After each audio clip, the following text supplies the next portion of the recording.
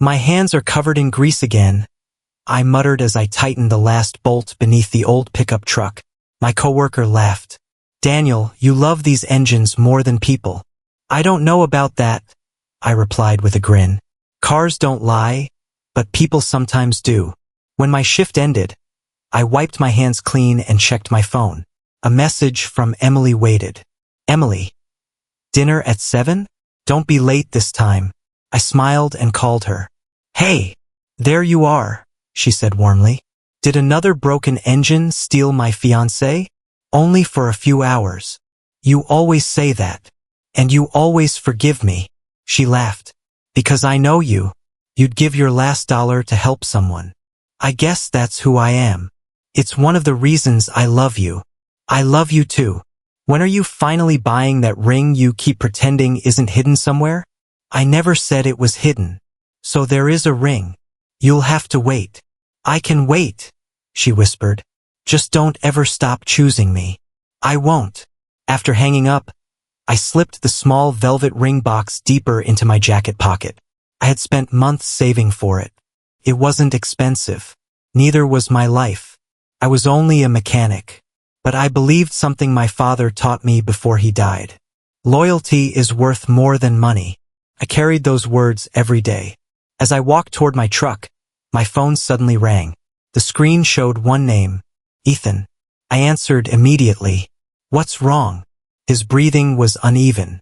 Daniel, please. Ethan, I need you. What happened? Just come. Where are you? The old warehouse near Riverside. Why? I can't explain over the phone. His voice cracked. Please. Something terrible happened. I'll be there. He ended the call before I could ask another question. I drove faster than I ever should have. The empty streets blurred beneath my headlights. Every terrible possibility raced through my mind. When I reached the warehouse, I jumped out and shouted, Ethan, I'm here. His voice came from inside. I rushed through the broken doorway. Then I stopped. A man lay on the concrete floor. Blood surrounded his head. He wasn't moving. I stared without breathing. Ethan, my best friend, stood beside the body, shaking so badly he could barely remain standing. Oh God, I whispered. It was an accident. What happened? He attacked me. I looked at him. I swear he did. Who is he? Richard Lawson. The businessman? Yes. What were you doing with him? I came to ask for another investment. And he laughed at me. Ethan covered his face. We argued. Then what? He shoved me. You fought. I pushed him back. His voice broke into sobs. He fell. I slowly looked at the body again. There was a metal beam behind him. I didn't see it. He hit his head. I never wanted this. He grabbed my jacket. Daniel, please believe me. I do. I'm ruined. He dropped to his knees. If the police think I killed him, I'll lose everything. I remained silent. My company, my family, my future. It was an accident. I know. No one will believe me. His tears hit the dusty floor. I don't want to go to prison. Before I could answer, another voice echoed behind me. Daniel! I turned. Emily hurried inside, breathing hard. I followed your truck. She froze after seeing the body. Oh my God! She grabbed my arm. What happened? I quietly answered. It was an accident. Ethan looked at her desperately. Emily, please. She stared at him. You have to call the police. I can't. You have no choice. I'll lose everything. She shook her head. Someone already lost everything. The room fell silent. Then I heard distant sirens. Ethan looked at me with pure terror. They're coming. I know. They can't take me. His voice became almost childlike. Please, Daniel. I've always been there for you. You know I would do anything for you. Emily suddenly understood. She stepped between us. No. I looked at her. Don't even think about it. He has a family. So do you. He has employees. You have a future. He didn't mean to kill him. You didn't kill anyone. Ethan grabbed my hand. I'll spend my whole life making it up to you. Emily's eyes filled with tears. Daniel, listen to me. I am. No. She held my face. Really listen. If you do this, everything changes. I know. You'll lose me. I hope not. You'll lose years. I can survive. You'll lose yourself.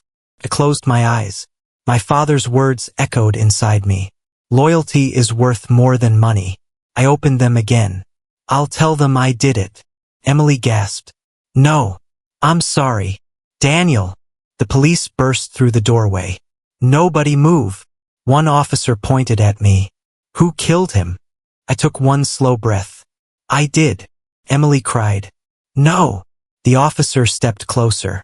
You're confessing? Yes. He handcuffed me. The cold metal closed around my wrists. As they led me outside, I looked back one last time. Emily was crying. Ethan couldn't even meet my eyes. Then he finally whispered, I'll spend my whole life paying you back. I believed him. That was the last honest thing about my old life. The prison gate slammed shut behind me, and the sound echoed through my chest. That was the moment I understood my old life was gone. Every morning began the same way.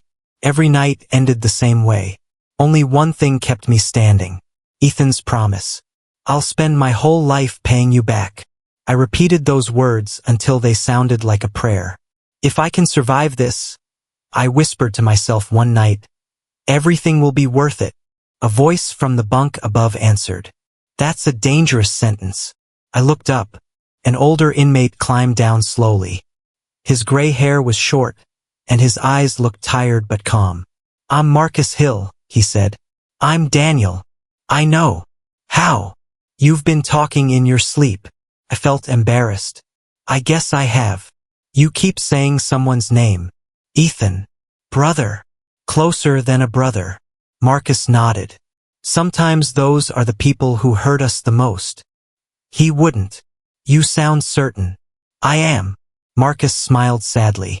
I used to sound like that too. Before I could answer, the guards ordered us back to work. Days became weeks. Weeks became months. The only light in my life came from Emily's letters.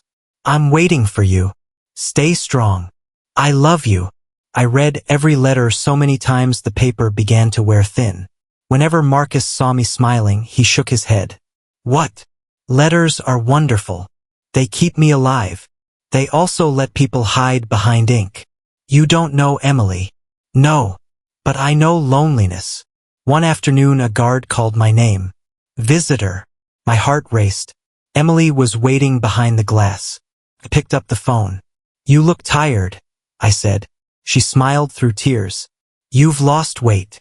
The food isn't exactly famous. She laughed softly. I missed that. I missed you more. For a moment neither of us spoke. Then I asked, how's Ethan? Her smile disappeared. He's busy. Busy doing what? His father passed away. I stared at her. I didn't know. It happened 2 months ago. I'm sorry. He inherited the construction company. That's good. She hesitated. The business is growing very fast. I told you he'd be okay. She looked down instead of answering. Emily? He wanted me to tell you something. What? He says he's grateful. Only grateful? He says he hasn't forgotten you. I knew it. Marcus was wrong. My best friend still remembered. Emily forced another smile. I should go. I love you. She stopped. Then she whispered, take care of yourself. The line went dead. When I returned to my cell, Marcus watched my face. That visit didn't end the way you hoped. She's just tired. Maybe. Ethan's company is doing well. Marcus stayed quiet. I told you he'd keep his promise. He looked at me for several seconds. I hope you're right. Months passed. Emily visited less often. Then every few months. Then almost not at all. Her letters became shorter. I'm busy. Work has been difficult. I hope you're healthy. The words felt colder every time. One evening Marcus sat beside me. Can I ask something? Sure. When was her last letter? 3 weeks. And before that? A month. He nodded. I've seen this before. Seen what? People outside keep living. She isn't like that. I hope not. You really don't trust anyone. I trust actions. Not words. Words are cheap. His sentence stayed with me. A month later, another visit was announced. Emily looked different. Her eyes were red. She held the phone with shaking hands. Daniel, what's wrong? I need to tell you something. You can tell me anything. She cried before speaking. Ethan has been helping me. I'm glad. No. She shook her head. You don't understand. What do you mean? He comes by every week. So? He makes sure I have money. That's what friends do. He listens when I cry. I'm thankful. She covered her face. I don't think I should keep seeing him. My stomach tightened. Why? Because. She couldn't finish. I forced a smile. You've both been through a lot. I know. He misses you too. I knew he would. She looked at me with guilt I couldn't understand. I'm sorry. For what? I have to go. Emily. I really am sorry. She hung up. I stayed frozen long after she disappeared. Back in my cell, Marcus asked quietly, What happened? Nothing. He waited. I think she's confused. And you? I still trust them. Marcus sighed. I once trusted someone enough to destroy my own life. What happened? I learned loyalty without truth is just another prison. I didn't answer. Weeks became months again. Then the letters stopped. No explanation. No goodbye. Nothing. Every day I asked the guards. No mail. They always gave the same answer. Nothing today. Hope slowly turned into silence. Then one afternoon a guard tossed an old newspaper onto my bed. Thought you'd want this. I unfolded it. My hands began shaking. On the front page stood Ethan. He wore an expensive suit. He smiled beside Emily. The headline read, Construction leader Ethan Walker announces engagement to Emily Carter during charity gala. I read it again. Then again. The words never changed. The paper slipped from my hands. Marcus quietly picked it up. He looked at the headline. Then he looked at me. I wish I were wrong. I couldn't speak. For the first time since entering prison, I wondered if the man I saved had buried me the moment those handcuffs closed around my wrists. The prison gates opened without ceremony. A guard handed me a small paper bag containing the clothes I had worn years earlier. You're free, Brooks. I looked at the bag and laughed bitterly. Free, he shrugged. That's what the paperwork says. I stepped outside, blinking against the bright morning sun. For a moment I didn't know where to go. My entire world had moved on without me. Daniel. I turned toward the familiar voice. Marcus stood beside an old pickup truck, smiling. You actually came. I said I would. I walked over and hugged him. I don't know how to thank you. You don't. You just get in before I change my mind. I laughed for the first time in years. As we drove away, I stared out the window. Everything looks smaller. Marcus nodded. Or maybe you've grown. After several quiet miles, I finally asked the question that had haunted me. My parents, did they ever? Marcus's smile disappeared. I'm sorry. My hands tightened. They're gone, aren't they? He nodded slowly. Your father passed away 3 years ago. I closed my eyes. And my mother? 8 months later. Couldn't breathe. They waited for me. They loved you until the end. I wasn't there. You couldn't be. I should have buried them. Marcus placed a hand on my shoulder. They never stopped believing in you. I wiped my eyes. Now I have no one. You still have me. Those words kept me from falling apart completely. A week later, Marcus walked into the small room he had rented for me. You've been hiding long enough. I'm not hiding. Then why haven't you called anyone? I laughed bitterly. Who would answer? He tossed a newspaper onto the table. I looked at the front page. My stomach twisted. Ethan and Emily smiled beneath the headline announcing their wedding that afternoon. Marcus watched me carefully. You don't have to go. I know. But you want to. I need to see the truth with my own eyes. The church looked like something from a fairy tale. Expensive flowers lined the entrance. Luxury cars filled every parking space. Guests laughed while photographers hurried from one smiling face to another. I kept my head down and slipped quietly into the back. No one recognized me. To them, I was just another stranger. The music began. Emily walked down the aisle in a white dress. For one painful second, I remembered the future we had once planned together. She never looked toward the back. Maybe she couldn't. Maybe she wouldn't. The ceremony ended with applause. Everyone followed the newly married couple into the reception hall. I stayed near the edge of the room, hidden behind a tall column. Champagne glasses clinked together. People congratulated Ethan. One businessman laughed. Ethan, you've built an incredible life. Ethan smiled proudly. I've worked hard for it. Another guest asked, whatever happened to that friend who took the blame for that old murder case? My heart stopped. Ethan didn't hesitate. Oh, Daniel? Yes. He shrugged. He always made terrible choices. I felt my hands shaking. He ruined his own life long before prison. Several guests nodded. What a shame. Ethan raised his glass. Some people refused to take responsibility. I waited. I waited for Emily to speak. I waited for her to tell the truth. I waited for one sentence. One word. Anything. She smiled politely and sipped her drink. She said nothing. Her silence hurt more than Ethan's lies. At that moment, I understood something I had refused to accept for years. They hadn't betrayed me once. They had chosen to betray me every single day afterward. I quietly turned around. No dramatic speech. No shouting. No revenge. Just silence.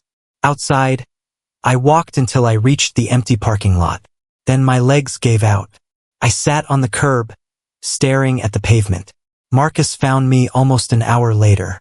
I figured I'd find you here. I didn't look up. They buried me. I know. I gave away everything. I know. I thought loyalty meant never letting go. Marcus sat beside me. Loyalty is beautiful. Not always. No. He looked toward the sunset. Loyalty without honesty becomes slavery. I don't know who I am anymore. You're still Daniel. No. I left that man behind in prison.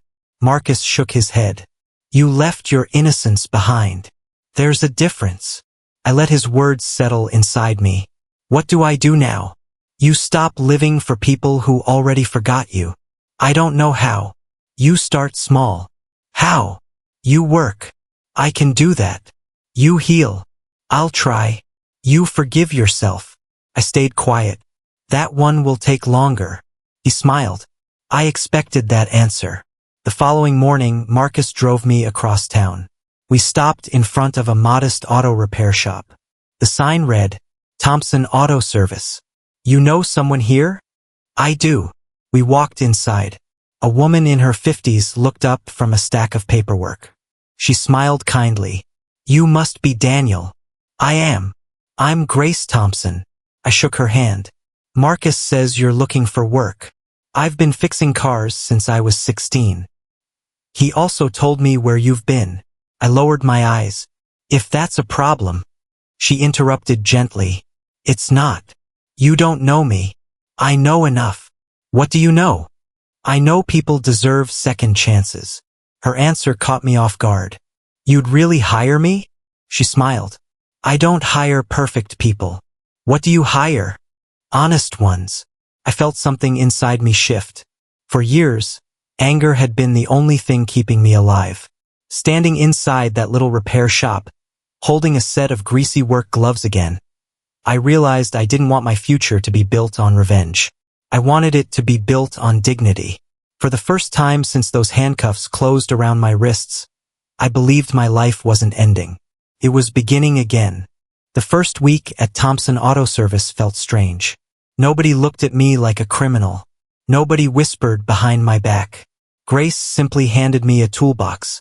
Can you rebuild an engine? I smiled. Blindfolded. Good. She pointed toward an old sedan. Prove it. I rolled up my sleeves. You'll have it running before lunch. Grace folded her arms. I like confidence. I've earned this one. 3 hours later, I turned the key. The engine purred smoothly. Grace laughed. I've been fighting that car for 2 weeks. It just needed someone to listen. You talk to engines?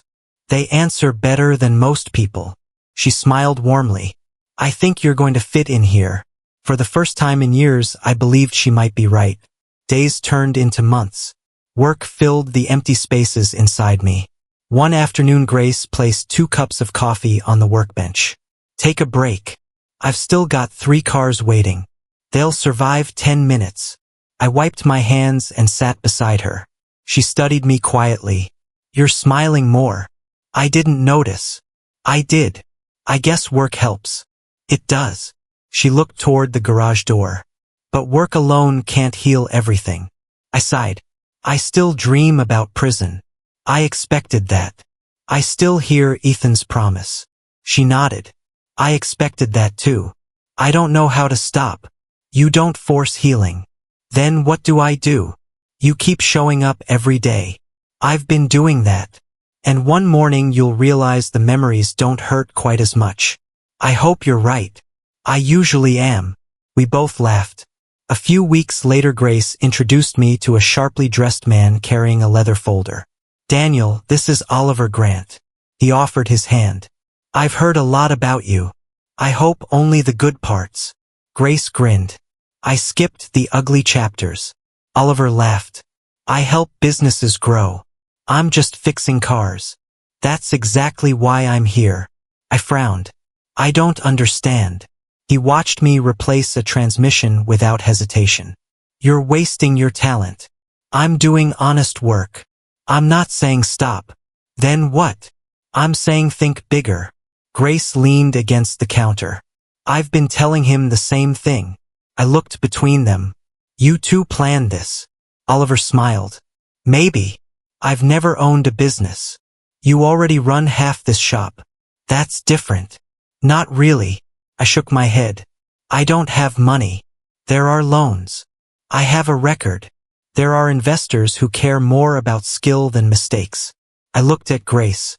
You really believe I could do it? I wouldn't be sitting here if I didn't. Their confidence scared me more than prison ever had. Because believing in myself felt harder than surviving behind bars. That evening, Marcus found me staring at a notebook full of numbers. Planning something? I don't know. He sat beside me. That's a business plan. It looks impossible. Most dreams do. I've failed before. You were betrayed. It feels the same. No. He pointed at the notebook. This choice belongs to you. What if I lose everything again? Marcus smiled. You already know how to survive losing everything. His words settled deep inside me. Maybe fear no longer had the power I gave it. Months passed. Oliver taught me about budgets, taxes, and expansion. Grace taught me how to lead people with patience. Marcus reminded me not to lose myself while chasing success. Little by little, my confidence returned. 1 customer became 5. 5 became 20. People started asking for me by name. Daniel fixed my truck. Daniel's work lasts. You should take your car to Daniel. Every compliment felt unreal. One afternoon, Grace handed me an envelope. What's this? Open it. Inside was a check. My eyes widened. I can't accept this. Yes, you can. It's too much. It's your share. My share. You helped double my business. I was just doing my job. You became family. I couldn't speak. Nobody had called me family since before prison. Later that week, Oliver arrived carrying fresh documents. Ready? For what? He placed the papers on my desk. Your company. I stared at the title. Brooks Automotive Repair. My hands trembled. This is real. It becomes real when you sign. I picked up the pen, then stopped. What if I fail? Grace answered before Oliver could. Then you'll stand up again. Marcus nodded. Just like you always have. I signed my name. For the first time in years, it felt like I was writing my future instead of my past. As my business slowly came together, news about Ethan became impossible to avoid. Customers talked while waiting for repairs. Did you hear? Hear what? Ethan Walker bought another construction company. He's getting richer every year. Another customer shook his head. I worked for him once. What happened? He stopped caring about people. Really? He fires loyal employees the moment profits drop. Someone else joined the conversation. I heard his wife barely attends public events with him anymore. They always look unhappy. I quietly continued tightening bolts. No one recognized my name. No one realized I knew Ethan better than anyone. That night Marcus asked, "Does hearing about him still hurt?" "A little. Do you want revenge?" I thought carefully. "I used to. And now, I want peace." Grace smiled. "That's much harder to build. But it's worth more." She nodded proudly. 6 months later, I unlocked the front door of my own repair shop before sunrise. The new sign reflected the morning light. Brooks Automotive. Customers were already waiting outside. One elderly man smiled. "Congratulations." "Thank you. I've heard you're the most honest mechanic in town." His words hit me harder than he could ever know. Honest. After years of carrying a lie that destroyed my life, that single word felt like freedom. I unlocked the door and welcomed everyone inside. Across the city, Ethan was sitting in a larger office than mine, surrounded by money, awards, and expensive furniture. I didn't know it then, but while I was finally building a life no one could steal, the cracks beneath his perfect world had already begun to spread. 5 years changed everything. The small repair shop had become one of the busiest automotive companies in the city. Every morning, customers filled the parking lot before I unlocked the doors. One mechanic grinned as I walked inside. "Morning, boss." "Morning. You've got 3 engine rebuilds, 2 insurance inspections, and someone asking to meet you privately." "Who is it?" He wouldn't give his name. "Send him in." I stepped into my office and closed the door. A moment later, it opened again. The man who entered barely looked familiar. His expensive suit was wrinkled. His eyes were surrounded by dark circles. His shoulders, once full of confidence, now sagged beneath an invisible weight. "Ethan." He lowered his head. "Hello, Daniel." Neither of us spoke for several seconds. Finally, I asked, "Why are you here?" "I need help." I almost laughed. "That's ironic." "I know. You disappeared for years." "I know. You let me rot in prison." "I know. You married the woman I loved." His voice trembled. "I know." I folded my arms. "So why should I listen?" He swallowed hard. "Because this isn't about me." "Who is it about?" "My son." I frowned. "You have a son?" "His name is Noah." "How old?" 9. "What happened?" Ethan sat down slowly. "He has a rare heart condition." I stayed silent. "The doctors say he needs surgery." "I'm sorry to hear that." "They say without it." He couldn't finish. I looked away. "What does that have to do with me?" "My company is collapsing." I stared at him. "What?" "The government froze our accounts." "Why?" "They're investigating financial fraud." My eyes narrowed. "So it's true." He nodded weakly. "I've lost almost everything. And now you came to the man whose life you destroyed." "Yes." His honesty surprised me. "I deserve your hatred." "You do. But Noah doesn't." The room became painfully quiet. "I'll repay every dollar." "You promised to repay something before." He closed his eyes. "I know. I believed you once. I don't expect you to again." He reached into his pocket and placed a small photograph on my desk. A smiling little boy looked back at me. Bright eyes, messy brown hair, an innocent smile.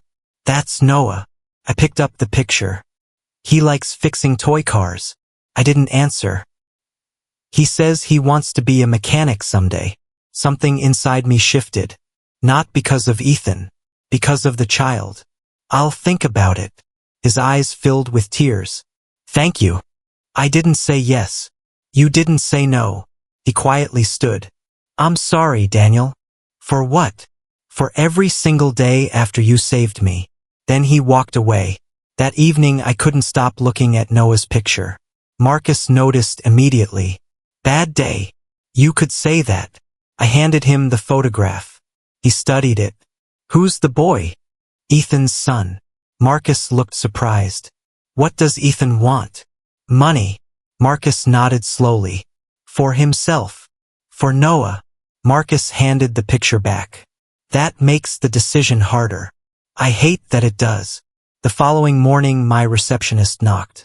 Someone from the newspaper is here. Who? Sarah Collins. Send her in. A confident woman entered carrying a recorder and several thick folders. Mr. Brooks. That's me. I'm Sarah Collins. I know your articles. I've been investigating Ethan Walker. I remained silent. I believe you know him. We used to be friends. She opened a folder. What I'm about to show you hasn't been published yet. She spread documents across my desk. Bank transfers. Fake invoices. Forged signatures. What am I looking at? Years of financial fraud. I frowned. Did Ethan do this? Most of it. And the rest. He blamed innocent employees. My stomach tightened. They lost jobs. They lost homes. One family even declared bankruptcy. I slowly sat down. He sacrificed them? Sarah nodded.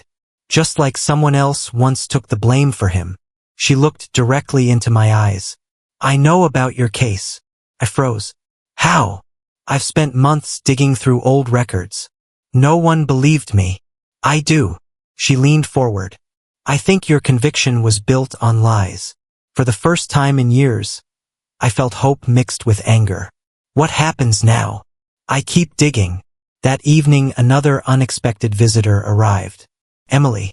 She stood outside my office looking nervous. You can leave. I just need 5 minutes. I gave you years. I know. I finally opened the door. She stepped inside quietly. You look well. I worked hard for that. She nodded. I've watched from a distance. Why? I didn't deserve to come closer. Silence stretched between us. Finally she whispered, I owe you the truth. I laughed bitterly. Only now. Yes. She wiped away tears. I knew. My chest tightened. Knew what? I knew Ethan didn't kill that man on purpose. I already believed that. She shook her head. I also knew you were innocent. I stared at her. You knew. From the beginning. The room spun around me. You watched me go to prison. I was terrified. You let me lose my parents. I know. You married him. She cried openly. I convinced myself staying silent protected everyone. It protected you. She lowered her head. You're right. I couldn't speak. I'm sorry. No. I truly am. No, Emily. I walked toward the window. You're sorry because everything is falling apart. She didn't argue. Because she couldn't. I loved you. I know. I would have given you everything. I know. You gave me nothing. She quietly left. I never asked her to stay. Late that night, I sat alone in my office. Noah's photograph rested beside Sarah's investigation files. On one side lay proof of betrayal. On the other lay an innocent child who had done nothing wrong. Marcus walked in carrying 2 cups of coffee. You still here? I can't decide. About Ethan? No. I looked at Noah's smiling face. About the boy. Marcus sat across from me. What does your heart say? That Noah shouldn't suffer. And your pain? It says Ethan deserves every consequence. Marcus nodded. Sometimes life asks impossible questions. I stared through the office window into the dark city. For years I dreamed about the day karma would finally find Ethan. Now it had. The only question left was whether I could watch an innocent child pay the price for his father's sins. I barely slept after Emily's confession. Every time I closed my eyes, I heard her words. I knew you were innocent. The sentence hurt more than prison ever had. The following morning my phone rang before sunrise. Daniel. Sarah. I found something. Her voice carried excitement. What is it? You need to come to the police department. I'm on my way. Sarah was waiting outside with a thick file pressed against her chest. You look like you haven't slept. I haven't. She smiled faintly. Neither have I. We walked inside together. She stopped outside an office. Someone wants to meet you. The door opened.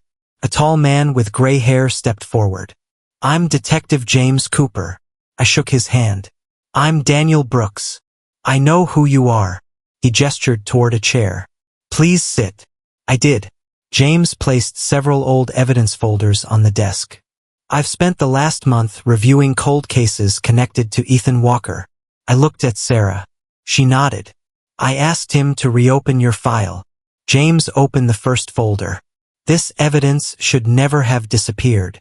He slid several photographs toward me. What am I looking at? Crime scene photos. I've seen them before. Not these. I leaned closer. A clear footprint appeared beside the victim. James tapped the image. The size doesn't match your shoes. My heartbeat quickened. What? It matches Ethan Walker's. I couldn't speak. He opened another folder. This statement from a warehouse security guard was removed before trial. I read the paper. The guard had written that he saw Ethan arguing with the victim minutes before the death. Why wasn't this used? James sighed. It vanished. Sarah crossed her arms. Someone made sure it vanished. James nodded. We believe witnesses were pressured years ago. I stared at the documents. So I never had a chance. I'm afraid not. Within days, the investigation exploded across every news channel. Television screens inside my office played nonstop coverage. A reporter stood outside Ethan's headquarters. Government investigators have uncovered years of financial fraud connected to Walker Construction. Another reporter added, former employees now claim they were forced to sign false documents. Customers gathered around the television. I worked there. You did. They blamed everything on us. They fired my brother. He lost his house. I quietly listened. Each story sounded painfully familiar. Ethan had built his empire exactly the way he built his freedom, by sacrificing someone else. A week later, Sarah called again. More witnesses have come forward. What changed? They're no longer afraid. Why now? They know Ethan can't protect himself anymore. I nodded slowly. The truth finally feels safe. Exactly. The media surrounded Ethan everywhere he went. One afternoon, I watched a live broadcast. Mr. Walker, did you frame Daniel Brooks? Did you steal company funds? Did you threaten witnesses? Cameras flashed endlessly. Ethan covered his face while security pushed reporters away. The confident man I once admired had disappeared. Only fear remained. Investors abandoned his company almost overnight. Grace walked into my office carrying a newspaper. You should see this. The headline filled the front page. Major investors withdraw from Walker Construction. I looked up.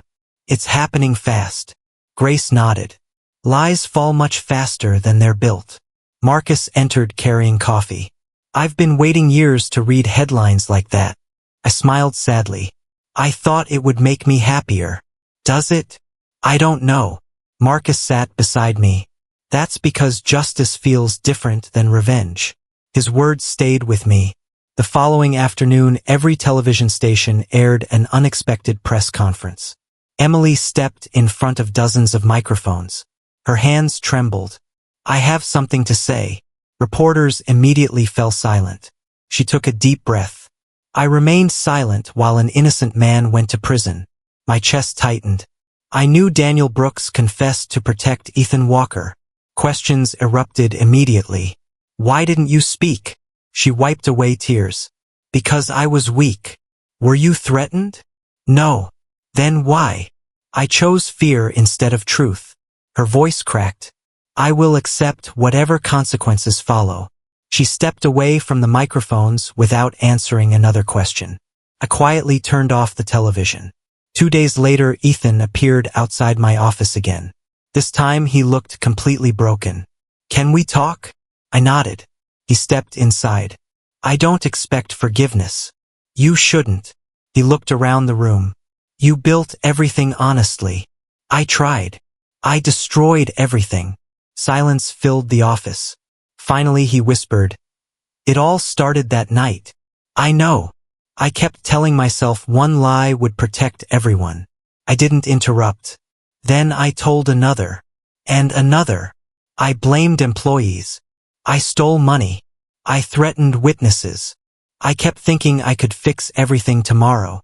He covered his face. But tomorrow never came. I watched tears fall through his fingers. "My son deserves a better father." "He does. You deserved a better friend." "I did." He looked directly into my eyes. "I destroyed countless lives because I couldn't admit one terrible mistake." I slowly exhaled. The man sitting before me was no longer powerful. He was simply a broken human being crushed beneath his own choices. After Ethan left, Marcus joined me outside. "You look exhausted." "I am." "Do you still hate him?" I thought for a long moment. "Part of me does." "That's honest." "I want him punished." "That's justice." "I also want him to feel every ounce of pain I carried." Marcus nodded slowly. "That's revenge." I looked at him. "What's the difference?" "Justice ends when the truth wins. And revenge, it never believes the pain is enough." His answer settled deep inside me. I finally understood something prison had never taught me. For years I believed my future depended on Ethan's downfall. Now I realized something far more important. The truth had returned my name. Justice had returned my voice. The next decision belonged entirely to me. For the first time since I sacrificed my freedom, I wasn't choosing for Ethan, Emily, or anyone else. I was choosing the kind of man I wanted to become. I stared at Noah's photograph long after everyone had gone home. The smiling boy had never lied to me. He had never betrayed me. He had never asked me to sacrifice my future. Yet he was the one facing death. Marcus quietly entered my office. "Still thinking?" "I can't stop." He sat across from me. "What's your heart telling you?" "That Noah deserves to live." "And what is your anger saying?" "That Ethan deserves to lose everything." Marcus nodded. "Those are two different people." "I know. So don't punish the wrong one." I looked at Noah's picture again. "I've spent years waiting for karma. And it came. It did. Now decide who you want to be." His words stayed with me after he left. I opened my desk drawer, pulled out my checkbook, and made my decision. The next morning I met Noah's heart surgeon. He looked surprised when I introduced myself. "Mr. Brooks." "Yes. You requested a private meeting." "I did." He opened Noah's medical file. "The surgery is expensive." "I know. The family has exhausted every option." "I'll cover the entire cost." He blinked. "Are you related?" "No." "Family friend?" "No." He looked confused. "Then why?" "Because a child deserves a chance to grow up." He studied me for a moment. "Should I tell the parents?" I shook my head. "No." "You want to remain anonymous?" "Yes." He smiled gently. "Not many people would do this." "I didn't do it for recognition." He extended his hand. "I promise we'll do everything possible." I shook it. "That's all I ask." 3 days later, the surgery began. I sat alone in the hospital chapel. I wasn't there for Ethan. I wasn't there for Emily. I was there for Noah. Hours passed. Every minute felt longer than the last. Finally, the surgeon walked toward me. The operation was successful. I closed my eyes. "Thank you." "He'll need time to recover." "I understand." As I stood to leave, I heard someone call my name. "Daniel." I turned. Ethan stood in the hallway. His eyes were swollen from crying. "Was it you?" I stayed silent. The hospital administrator told me an anonymous donor paid everything. He looked at me with disbelief. "It was you." I nodded once. He covered his mouth. "Why?" I didn't answer immediately. "You owed me nothing." "I know. You should hate me." "I don't deny that." His voice broke. "Then why save my son?" I looked directly into his eyes. "I didn't save him for you." He stared silently. I saved him because Noah never chose your mistakes. Tears streamed down his face. I can never repay this. I didn't ask you to. I don't understand. You don't have to. He dropped to his knees. I'm sorry. I know. I destroyed your life. You tried. I stole everything. You stole years. He couldn't stop crying. I don't deserve this mercy. I took a slow breath. This isn't forgiveness. He looked up. What is it? It's my decision. I don't understand. I refuse to become the same selfish man you became. Silence filled the hallway. If I let an innocent child suffer just to satisfy my anger, I'd lose the person I've fought so hard to become. He lowered his head. I wish I'd understood that years ago. So do I. Later that afternoon, Emily found me outside the hospital. I heard what you did. I didn't do it for praise. I know. She wiped away fresh tears. I came to thank you. You don't owe me thanks. I owe you much more than that. She looked toward the hospital entrance. I'm turning myself in. I frowned. For what? I obstructed justice. You don't have to. Yes, I do. She managed a weak smile. I've spent too many years hiding. She extended her hand. I hope someday you remember me with less pain. I looked at her hand before shaking it. I hope you finally tell the truth. I will. Then she walked away without looking back. That evening Marcus waited for me outside my office. How did it go? Noah survived. Marcus smiled proudly. I knew he would. Ethan knows. And he cried. Marcus laughed softly. I never imagined seeing that. I didn't enjoy it. No, I shook my head. I felt relieved. Marcus placed a hand on my shoulder. You finally understand. What? You escaped prison today. I left prison years ago. No. He smiled. Today you left the prison inside your heart. His words settled over me like quiet rain. For years hatred had carried me forward. Now it had nowhere left to live. Karma had already done its work. The lies had been exposed. The guilty had fallen. Justice no longer needed my anger to survive. As I looked toward the sunset, I realized something I had never believed possible. For the first time since the night I lost everything, I wasn't carrying revenge. I was carrying peace. The courtroom felt strangely familiar. Years earlier, I had entered through the same doors wearing handcuffs. This time I walked in with my head held high.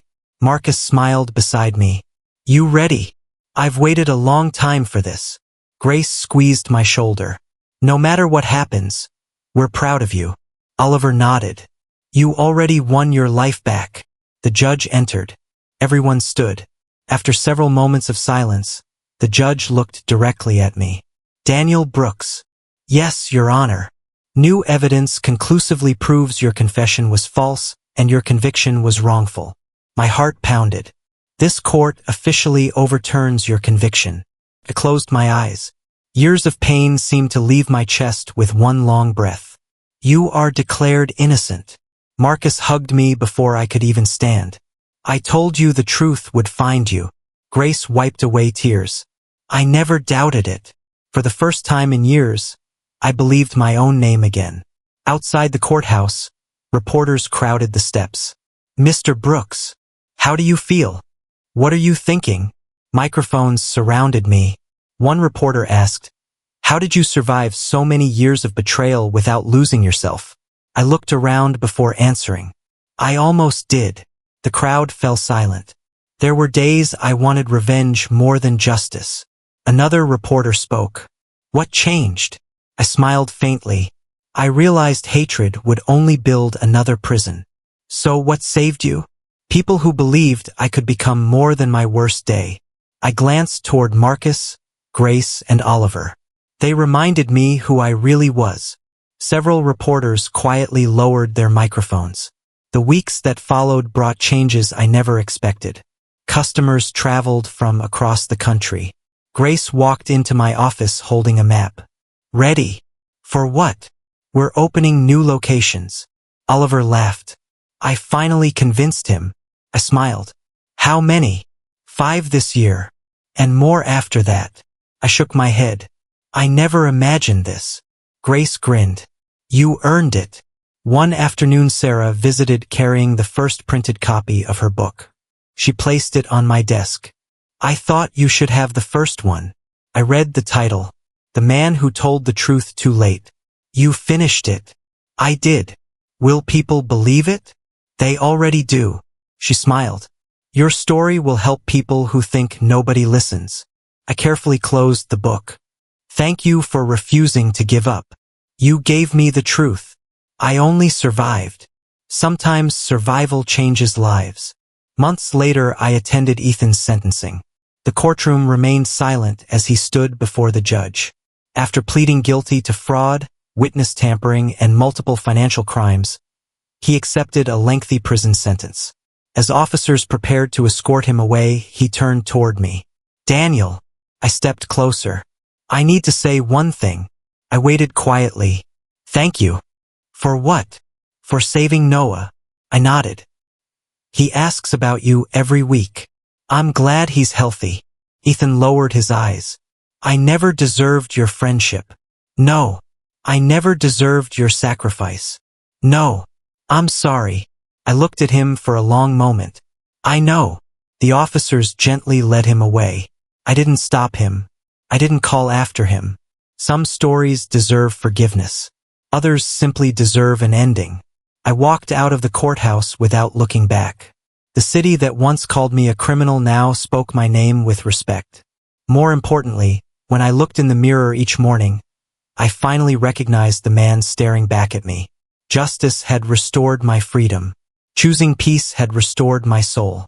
Several years have passed since the court restored my name, and I now stand outside the Brooks Second Chance Community Center, a place I founded to help former prisoners rebuild their lives through free education, automotive training, welding, and career placement.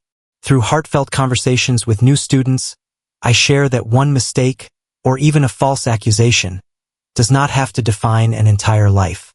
The center has become living proof that hope can grow where society expects failure. Instead of being remembered as the man who went to prison, I am finally known as someone who helps others stand again. One afternoon, Noah Walker, now a healthy teenager, visits the center carrying a broken bicycle he wants to repair. He still knows only that I anonymously saved his life years ago, and he happily tells me he dreams of becoming a mechanic because I inspired him. His innocence reminds me that choosing compassion instead of revenge was the greatest decision I ever made. Through our conversation, I quietly realized that saving one child changed far more than one family. It changed me. Later, Grace Thompson joins me after another successful day at the center. As we talk about expanding our programs to help even more people, our friendship has clearly grown into a quiet, loving partnership built on honesty, patience, and mutual respect. We discuss future plans, scholarships, and creating opportunities for people who have nowhere else to turn. For the first time in my life, I feel completely at peace with the future instead of afraid of it. That evening, the community gathers to celebrate Marcus Hill's retirement. During an emotional speech, Marcus proudly calls me the son I never had, explaining that watching me overcome betrayal has been the greatest reward of his life. Fighting back tears, I thank him for believing in me when I had lost faith in myself. His words remind everyone that family is sometimes chosen through loyalty instead of blood. As the celebration ends and I lock the doors of the community center, I reflect on everything my journey has taught me. Prison never truly stole my life. Betrayal only delayed the future waiting for me. Ethan's downfall was never my greatest victory. My greatest victory was proving that kindness can outlive cruelty, resilience can overcome suffering, and truth eventually defeats every lie.